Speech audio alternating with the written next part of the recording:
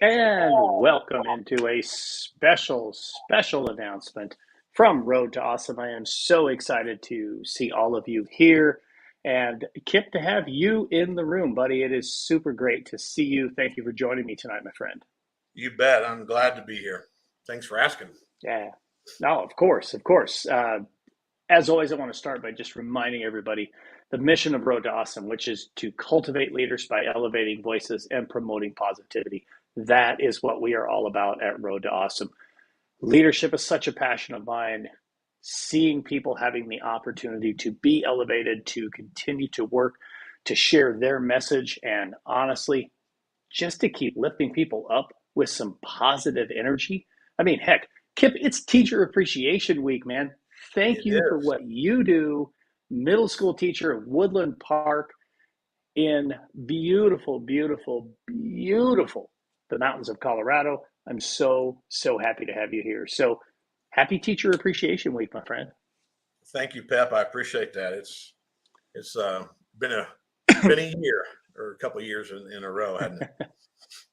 Yes, it certainly has. And folks, if you're not familiar with where Kip is, he lives in Woodland Park, Colorado, which is right at the foot of Pikes Peak, an absolutely breathtaking place. And It if is. you've never had an opportunity to see that, just Google it really quick. You'll see two or three pictures. And I will tell you this, Kip, I flew over there about 2 weeks ago. I was flying to Las Vegas, and there are certain areas when you fly over them that there's no question. I mean, you don't have to like look on the map and go, I think I'm zero question it's Pikes Peak when you fly over there. So what's it like every morning?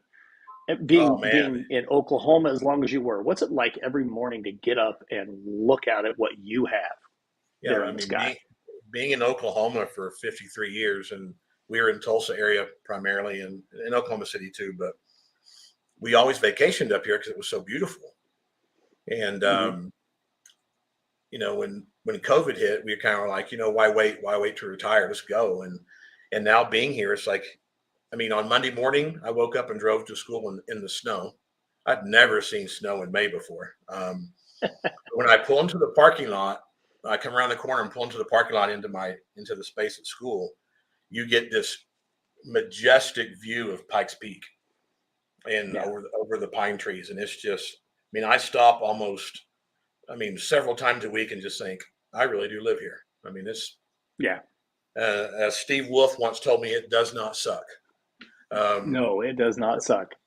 to live here. It's just absolutely beautiful, you know, everywhere you Yeah, go. So we love it. It's yeah. just like living our dream. Absolutely. Well, I was, I don't know, 2 hours north of you when I was in Grand County. And I will tell you that of all of, and I lived in Wyoming for a long time. I grew up in Wyoming, and there's a lot of those majestic views too, and but I will tell you, only once have I had to stop and pull over and just go, you have to be kidding me. And that's there in Colorado, just 30 minutes from Kremling, where I was a superintendent. Inspiration Point that overlooks again, just another one of those majestic ranges in the Colorado Rockies, and it just takes your breath away. It is truly an amazing sight. So, but we're not here to talk about the Colorado mountains, and we're not here to talk about snow in May. Although this lady right here, Melissa Wright in New Brunswick, Canada, probably knows a little something about I bet she snow in does. May. I'm sure she does. Melissa, thanks for being there and joining us. Melissa is a fellow Road to Awesome author, so I'm kind of tipping my hand here a little bit, Kip. But why are we here tonight? Well, we are here to announce the signing of my contract with Road to Awesome Publishing to publish my new book, and it is going to be To Hell and Back: an educator's journey to that secret sauce. Um, and again, that name came. We were talking, remember, maybe a couple weeks ago, Yeah, and you mentioned that I had not just been to Hell and Back, but been to Hell and Back more than once, and I never even thought about it like that. Um, and so the next morning, when I was getting ready for work in the shower, which is usually when I get my great ideas for whatever reason, I mean, it just hit me. I'm like, that's it. It's to Hell and Back. And so um, I am just emotionally overjoyed to sign this contract. And this has been a 6-year process to find, the path to this road to awesome, to create this book. And I'm going to speak it now. That's going to be one of many, with you. So I'm just excited to get it finished and get it out there so people can read it and hear my story and take some good stuff from it. It's an unbelievably powerful story. And folks, I'm telling you, when you get an opportunity to get this book in your hand, um, you won't want to pass on it. This is truly an incredible story. And we all have those moments in our life that that are challenging for us. And Kip has certainly experienced those, and I'm not going to tell those because it's not my place. But I will tell you, when Kip and I were having the conversation that he just referenced, um, I don't even know how we got there, but I said something about that you had been to hell and back not once but multiple times, Right.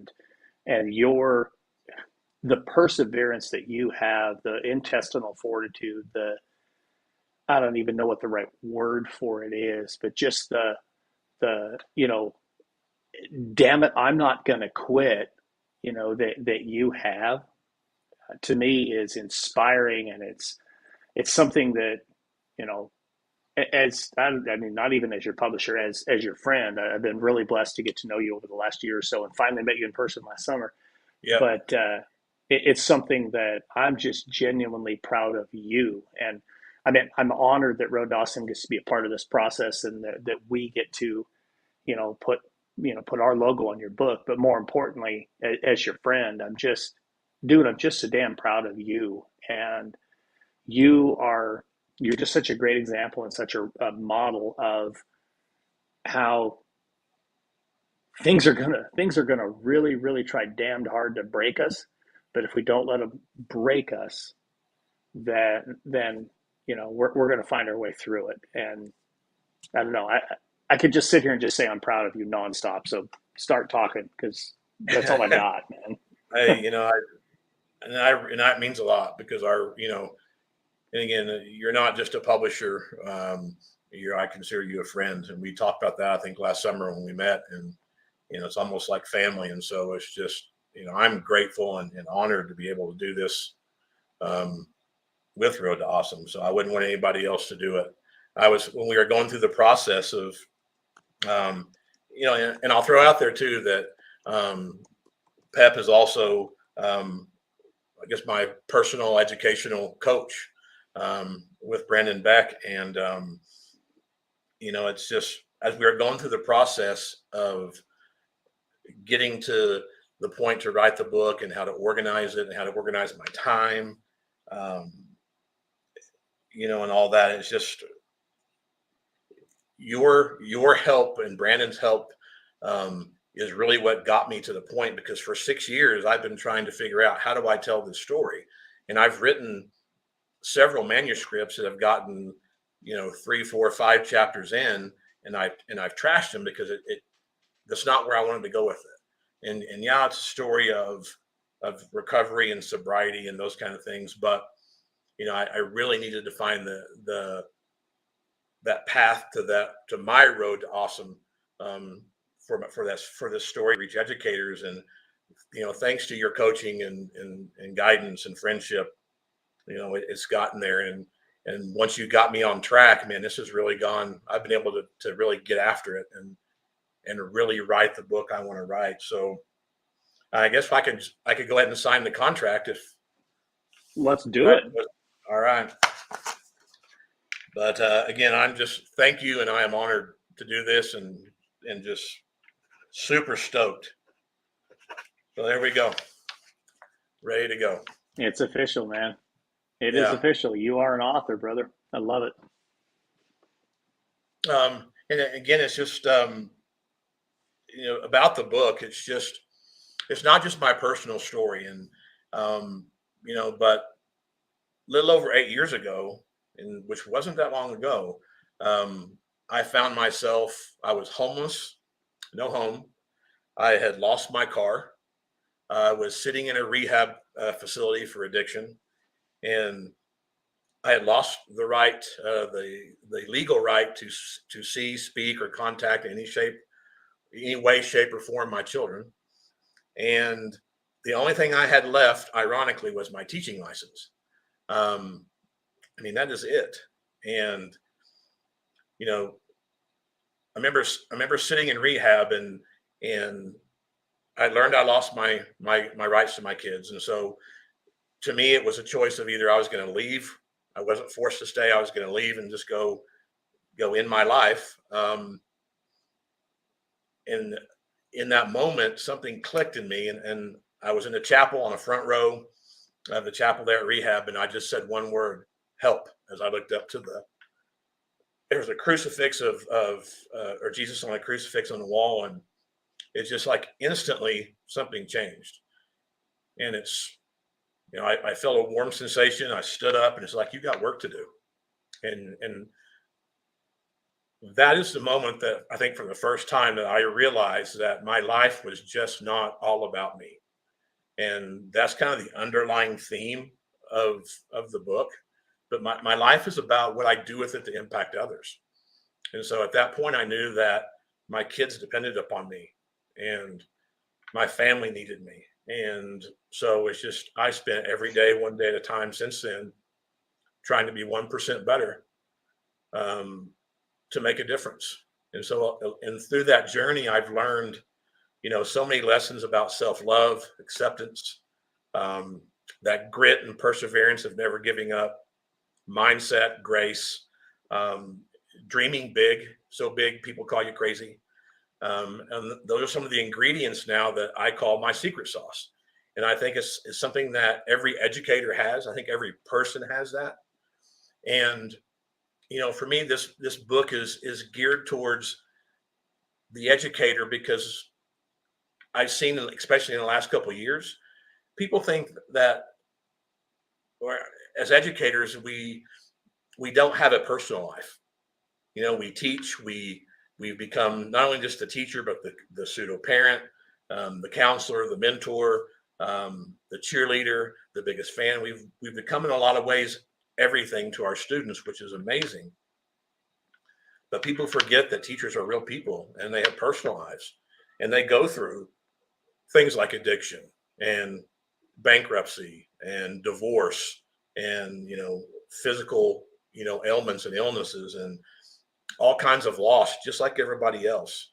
And so this book really shares my stories and how I came upon those ingredients, and how you can face you can face any adversity and turn it into your advantage. And so I hope that that's what the book um, gives to people, is that empowerment and that hope that no matter what they're going through as educators, um, they can become that greatest miracle in the world, and they can find those ingredients in their own secret sauce that they can again takes you to the next level as an educator, to really build those connections and relationships with kids. And I always knew that I had that gift, but I ran from that. And so, for me, I learned the hard way. But those lessons that I share in the book have really allowed me to become authentic and real in the classroom. And I think that's what it's all about. If it allows me to actually teach the content better, but it allows me to connect in ways that I still get things from kids, since I've been in recovery and before that, about the impact I made in their life. And so, it's just a story I can't wait to share with everybody. Um, and hopefully that will inspire and help them to do the same things that I'm doing in our schools, because our kids desperately need it. Yeah, without question. You know, I've heard you I've heard you tell the story a bunch. I mean, I think you and I connected a year and a half ago, maybe, and you had sent me an initial draft that was a little bit of your recovery story. Of what you have now compared to where you were then is it's an incredible growth story. I mean, it really truly is as a writer. But the stories are so powerful, and it's something that I've known and have heard. Um, this is just so cool. I'll share with in just a second. I got to get to a comment that just came in. It distracted me, and there's a good reason for it. I love it. Um, Kip, I think what you do and what you stand for is, and I didn't think about this when we scheduled tonight, um, but here we are in the heart of Teacher Appreciation Week, and I think you captured the heart and the soul of a teacher so well in what you just talked about. Um, Teachers are still human beings, and what they deal with when they're not in the school is everything you just shared. They're still human beings, and they have the same trials and tribulations and victories and celebrations that every other human being does in every other walk of life. But sometimes people don't see that, or they don't think about that, or maybe they don't want to think about that we could have a teacher who is struggling with addiction, or struggling with a divorce, or struggling financially, or whatever the case may be. And I think it's amazing. And like you said, it leads to those stories, those incredible moments where somewhere down the road, a kid says something to you that you had in class years ago, or that you reconnect with a student. I'm dropping a special edition of the podcast tomorrow morning, actually, just for Teacher Appreciation Week, and I shared a couple of stories in there, and I talk in there about how incredible it is to hear from your former students. And I've made a long lead into this because I saw this post come up, and I wasn't sure how I wanted to address it. Um, this comment right here, a young man, J. Bob Fuqua. I will tell you, I have known J. Bob since I was a first year teacher, and to see him on here making a comment it's exactly, Kip, what you and I and every other educator strive for, is to know many years down the road that we've made a difference in the life of kids. And um, I've got some amazing fun stories about J Bob, including him wrecking a golf cart. Which, J Bob, I promise I won't tell anybody else. I might tell Kip later, but um, you know, it's about the impact we have on kids. And Dwayne is right here. Telling your story is going to help. Um, it's going to help others understand that story, and it's really impactful. And here we have a we have a parent of one of your current kids, and I'll I'll leave that one there for you to talk about. Yeah, this kid is. I mean, I only had him this year, sixth grader, and his name's Lane, and he's the president of our Builders Club through the Kiwanis. And again, it's just, you know, I've always known, like I said before, that I had this gift to connect. And it's something that I think I ran away from, but I always thought that I always wanted that connection, relationship thing to serve me, and my recovery taught me that that it's all about me serving others. And so those stories that I've learned, those ingredients in my secret sauce, now in Woodland Park, Colorado, with kids like Lane, I'm able to go into the classroom and intentionally share those stories and intentionally connect and intentionally build relationships, where it's not just some hodgepodge, natural thing I was gifted to do with no purpose behind it. And it's just, you know, it's so amazing now because you can really be in the moment and appreciate all those connections and all those small impactful moments that I think before I always used to miss because I was so worried and caught up in all my struggles that most people didn't even know about. And it's just, I did tell my kids this morning that I wanted to give them a shout out because, the book is dedicated to them. And so, um, excuse me. And when you read it, you'll get to hear and read those stories about my kids. Um, but I wanted to make sure I threw that in there. And when I was in Oklahoma, my last stint in Sapulpa, I got back into coaching soccer again. Soccer's been a big part of my life, Played it as a kid and in college and professionally. And um, I'd gotten out of coaching primarily because it cut into my drinking time. And, you know, and I just was falling apart and I just didn't have any business doing it anymore. And a friend talked me into getting back into it after I'd been in recovery for a couple of years. And I think I was about 3 years sober. And the lessons that I was able to instill and the culture that I was able to build in those soccer programs because of what I went through, um, not only was impactful for the players and the families that I was around, it was so impactful for me. And there was two boys, and they were twins, Mason and Nate Sarver. And you know, a lot of the book goes out to them too. They were two boys that are like my own kids to me, and it was the first time that I was able to really get into leaning into my secret sauce and using it to impact kids, and I could see it, and it was intentional. And that's really when I began to grasp this idea of the secret sauce and what I'm doing in education and what we're doing as teachers, and the power of connection and relationship um, as educators is just it's mind blowing. You know, the impact, you know, that we can have on kids' lives, not just in the classroom now and today, but like you said, J Bob, you know, Yeah, years down the line.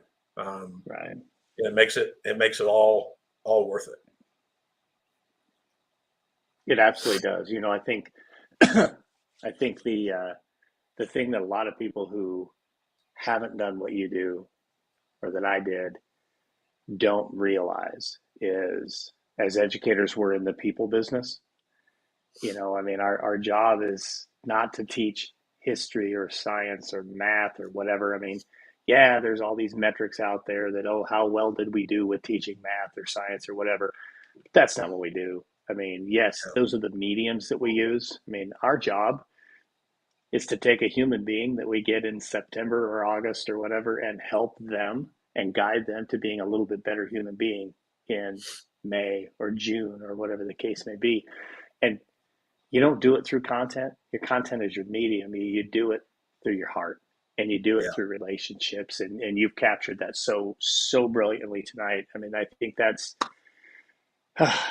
is the perfect way to jump back to.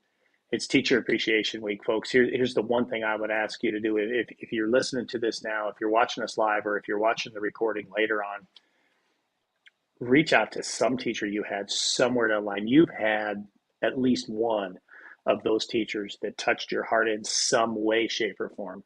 Just reach out, shoot them a text, shoot them a message on Facebook, however you can get a hold of them. Pick up a phone and call, you know, go old school on them and just tell them, I appreciate you.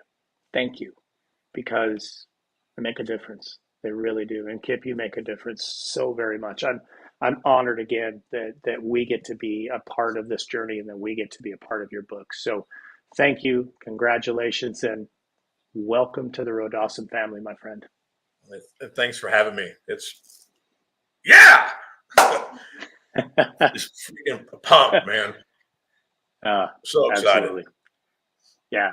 I I am truly fired up for you and truly fired up for Road Dawson. This is absolutely a match made with some secret sauce, without Yeah. question. So, folks, we're going to sign off and thank you so much for joining us. Everybody, get out there, have a Road to Awesome week. Teachers, see you, I hear you, I love you, I value you. Keep doing what you do because what you do makes a difference.